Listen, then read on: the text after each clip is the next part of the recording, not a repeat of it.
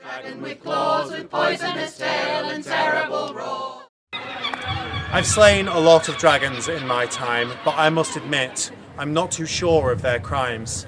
I find that most dragons arise from fear of the unfamiliar and of losing our steer. Unseen dragons develop spiteful jaws. Undefined dragons take on hate-filled claws. Their poisonous tails out of fear are grown, and terrible roars are heard from the unknown. I understand the anger and the despair at our politicians' inability to care.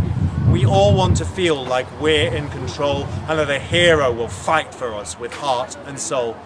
But I'm sorry that some stories don't have a happy end. Sometimes all we can do is make do and mend.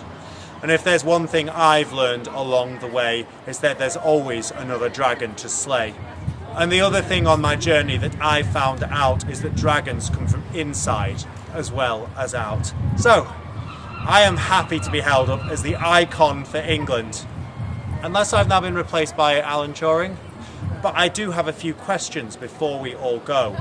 What exactly does it mean to be English, though?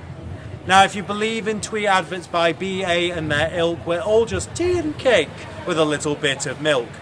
And it's true that we're not all straight from a Richard Curtis movie, but we are a bit James Bond, a bit Baldrick, a bit Austin Powers, groovy.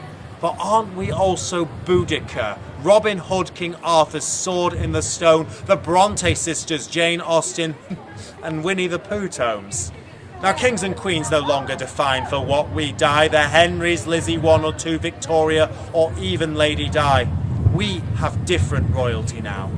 J.K. Rowling, Elton John and Freddie, the N8S, Banksy, Tracy Emin and Grayson Perry. And don't we all carry a little bit of the greats in our hearts, our Shakespeare, our Dickens, our Tolkien, our Francis Bacon art?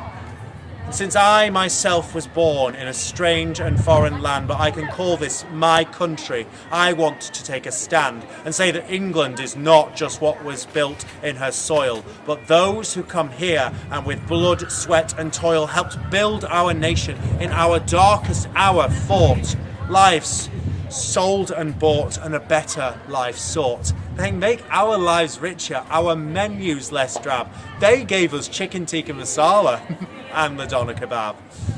Now, English is our language too, and it has spread far and wide with the help of Cook, Drake, Nelson, and some unspeakable genocide.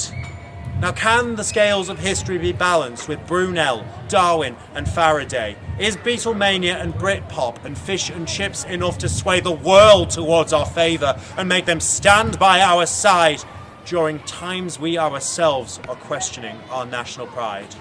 So I will admit, I am an outstanding example of doing what is right, and I accept the responsibility for taking on repression and the good fight. But let's be sure there is a real enemy, a nemesis, that there's WMD, or else we're just crusading against people's right to be free. Follow the diddle all night day, follow the diddle, eh?